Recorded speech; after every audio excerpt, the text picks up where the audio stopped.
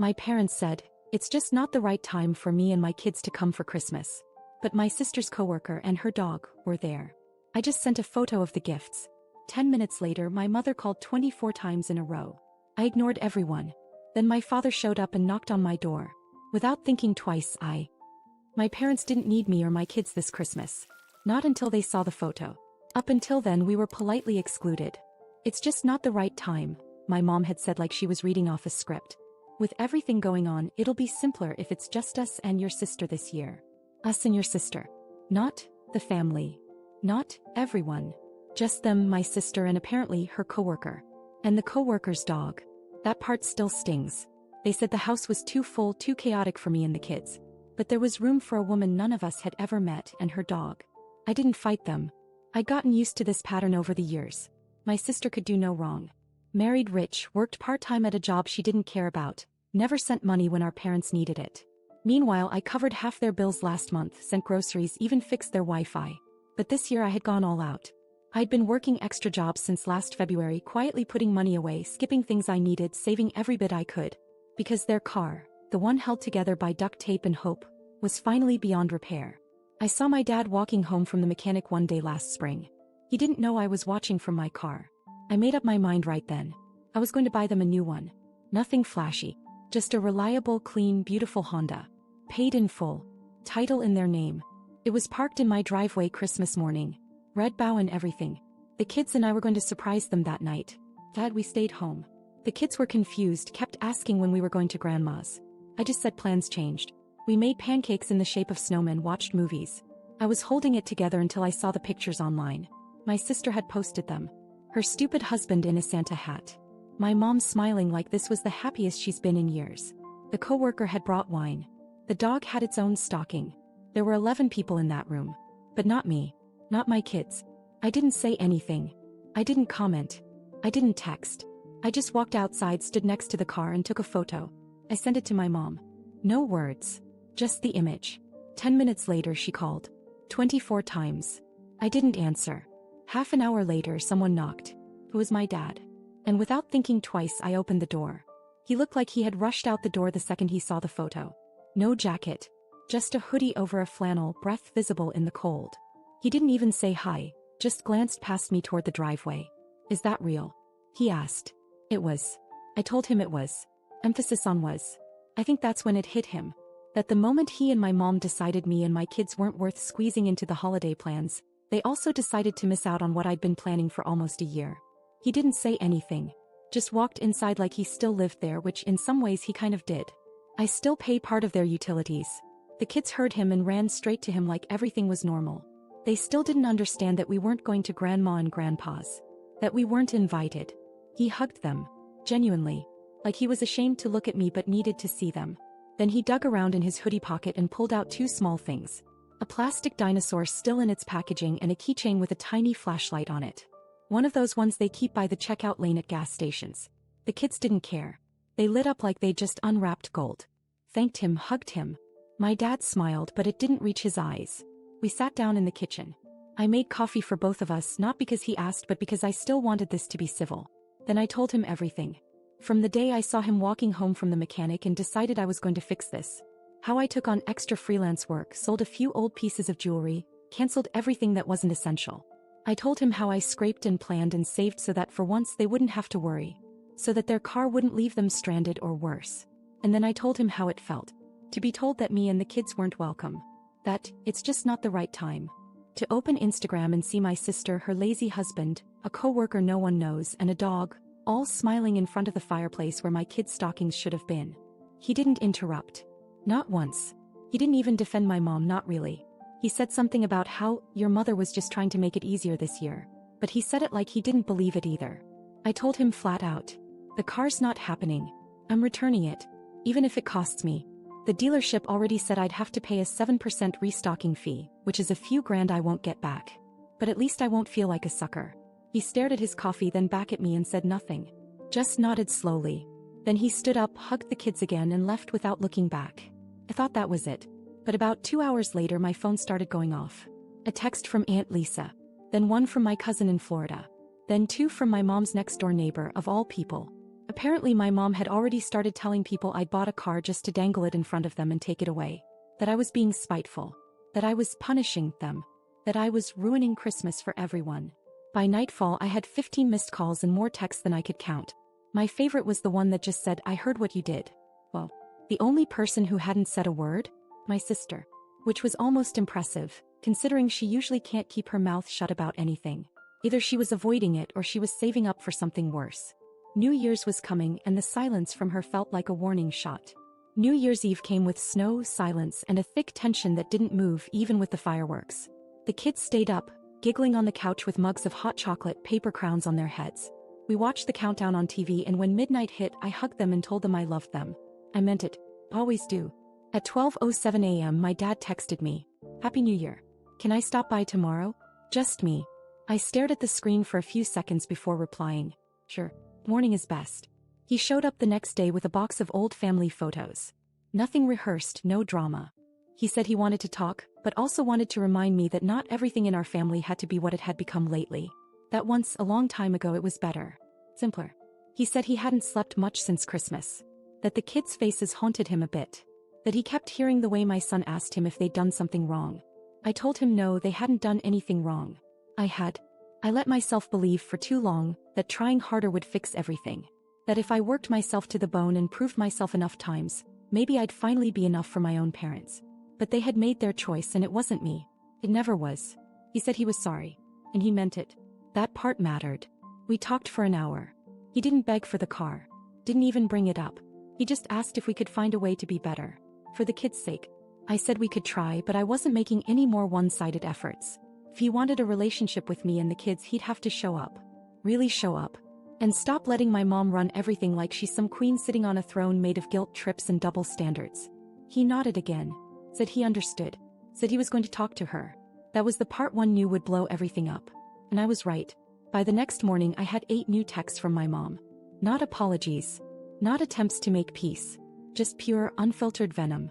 "You've always made everything about you. You're bitter, selfish, and obsessed with playing the victim. You made your father cry. I hope you're proud." That was the start. They kept coming all week. She called me self-centered. Ungrateful. Accused me of manipulating my dad. She even said the kids didn't need to be dragged into adult conflicts, and that I was using them like pawns. All because I made her feel a little discomfort. A little consequence. The messages got worse by the day. Meanwhile, my dad stayed silent. I knew he was stuck. Loyal to someone who hadn't been loyal to anyone but herself in decades. But I also knew the silence was his version of picking a side. He'd apologized. She hadn't. He never would. And for the first time in years I wasn't going to let that slide. By the time the second week of January hit, I was so used to my mom's venomous texts, I didn't even flinch when I saw her name pop up. I didn't read most of them anymore. But one came in at 2:11 a.m. Just the preview alone was enough to make me pause. "You want to punish us? Fine. But don't expect to be part of this family when we're gone." I blocked her number the next morning. I was done. Or I thought I was. That Thursday afternoon while I was cleaning up after lunch, I noticed a car outside. Parked across the street. Just sitting there. It was her. She didn't get out. She didn't call. She just sat there staring at the house. Then after 5 minutes she opened the door, placed something in the mailbox and drove off. I waited until the kids were busy upstairs before checking. Inside was a plain white envelope with my name on it. No stamp. No return address. Just my name in her careful cursive that always looked like it belonged on a Hallmark card. I opened it.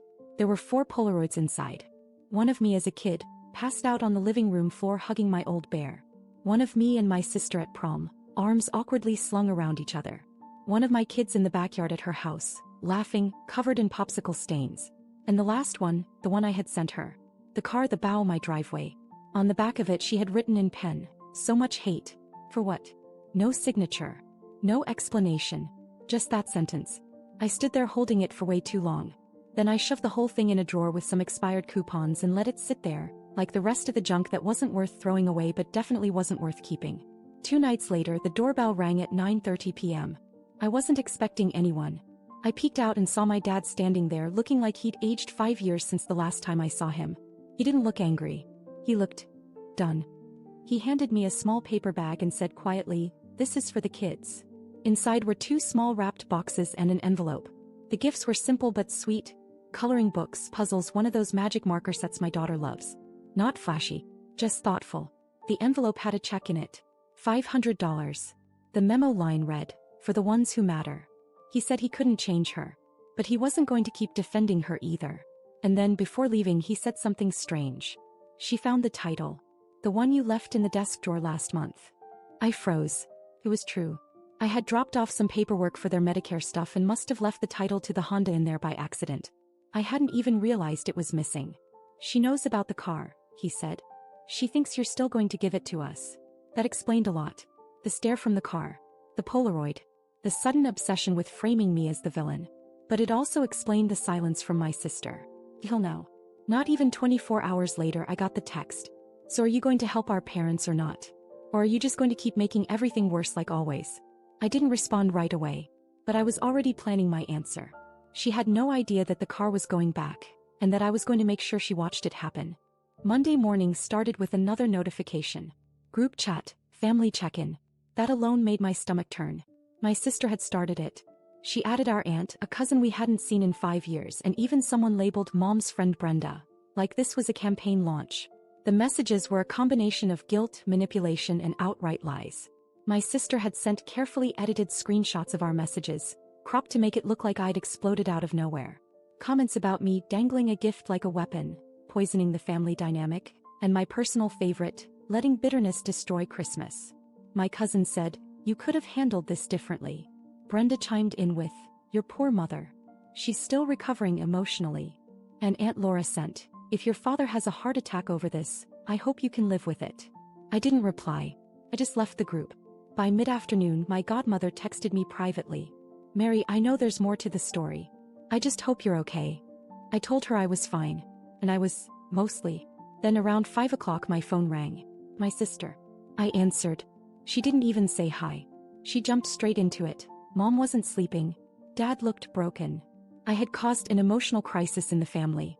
And then, finally, the real reason for the call. She said they were going to start helping more with the bills, but it would be good if I could keep covering the utilities and taxes until things stabilized. I didn't even flinch. I just said, "No." She paused. Then laughed. She actually laughed. "Oh, come on. You're still mad? You really think this makes you look strong?" I told her I wasn't trying to look strong. I was just done. Done pretending like we were some kind of balanced family. Done pretending like everything wasn't always tilted in her favor. He tried a new tactic. Said I was being petty. That I was going to regret this. That I was making things harder than they need to be. I let her talk. And then I hit her with it. "You want my help? Sure. Here's some advice. Get lost." Silence. Then I continued. "You want me to keep supporting the same people who excluded me and my kids so they could invite your coworker's dog? The same parents who let you skate by for years while I paid the bills, made the calls, did the heavy lifting? I gave more than anyone. And now you're mad because I stopped." She started to talk over me. I didn't let her. You know what hurts the most? I saved for a year. I skipped dinners, birthdays, even canceled a trip with the kids to make sure I could afford that car. Because I thought it would matter. Not to impress anyone. Just to show them I cared. And they threw it back in my face. I paused. I could hear her breathing, but she had nothing to say now. "So no, I'm not helping you. I'm not helping Mom. I'm not giving anything else to people who only notice me when I stop giving. This isn't revenge. It's freedom." And then I hung up. I turned off my phone for the rest of the night. Put it in a drawer, made dinner with the kids, watched a movie, and actually laughed for the first time in weeks. My dad still messages now and then. Nothing dramatic. He asks how the kids are, sends the occasional cartoon meme. He's trying in his own quiet way. I think he regrets more than he's ready to admit. My mom hasn't contacted me again. I've heard through my cousin that she's still telling people I'm going through something. As if that explains everything away. But here's the truth. I'm not going through something. I'm finally done going through them. And it feels damn good. The update. It had been exactly 64 days since I told my sister to get lost. 64 days of silence from my mom, which was a record. The kids and I had started a new Saturday routine. Library in the morning, pancakes for dinner, and board games before bed. It wasn't flashy, but it was ours. My dad still checked in once a week. Usually a short text or a picture of a crossword puzzle my son had helped him with. He never mentioned my mom. I never asked. We kept it neutral. Then last week I opened the mailbox and saw it. An envelope. Pale pink. Heavy cardstock. No stamp. No return address. Just my name in that same damn handwriting. curved, careful, and pretending nothing had ever happened. Inside was a baby shower invitation. Please join us to celebrate the upcoming arrival of baby Ava. Hosted with love by Mom and Dad. My sister was pregnant. No call. No announcement. Just an invitation dropped in my mailbox like we'd all been one happy family this whole time. The registry link was printed at the bottom in gold script. I clicked it. I don't know what I expected, but it wasn't this. Nearly $3,000 in items. Organic cotton onesies. Designer stroller. High-end bassinet. Personalized wall art. An $89 stuffed animal. It was a wish list that looked more like a luxury brand catalog. And the host on the registry? My mom. The same woman who told me it wasn't the right time to see her grandchildren 2 months ago. I flipped the card over, half expecting more. And there was, in a different pen, in my mom's handwriting again. Let's put the past behind us. We're starting a new chapter. Family comes first. I almost laughed. Family comes first? Since when? When they exclude me and the kids for the holidays. When they rewrite history to make me the villain. When they ignore everything I've done and treat my sister like the second coming because she managed to get knocked up by a rich idiot. I didn't respond. I tossed the envelope in a drawer next to the expired coupons and a broken pen. But it wasn't over. 2 days later, Aunt Laura called. She started off casual, asking about the kids, then shifted. I hear you might not come to the baby shower. I didn't even answer. He kept going. Mary, I know things got tense, but this is a fresh start. Don't punish your sister's baby for something your mom said. I reminded her that my kids were also once babies. Babies who were forgotten when it was convenient. You're still upset about Christmas? She asked like it was ancient history. I'm still upset about a pattern that's been going on for 20 years, I said. She said something about bridges and forgiveness, then sighed and hung up when I didn't budge. A day later, another unknown number. This time it was my mom. From a third phone number. You don't have to come for me. Come for your niece. She deserves better than this bitterness. No apology. Just emotional blackmail dressed in baby pink. I didn't block her right away this time. I stared at that message longer than I should have. But not because it worked. Because it confirmed what I already suspected. This wasn't about the baby. This was about control. They thought they could use the baby to reset the board. That I'd melt at the sight of a cute nursery and forget how they shut my children out. That I'd show up, smile politely, maybe even bring a gift, and fall back into the role they loved. Quiet, supportive, reliable, invisible. They had no idea I was already planning something else. The car. That was step 1. The silence. That was step 2. Now comes step 3. Because I've spent my entire life giving. And this time, I'm going to take something back.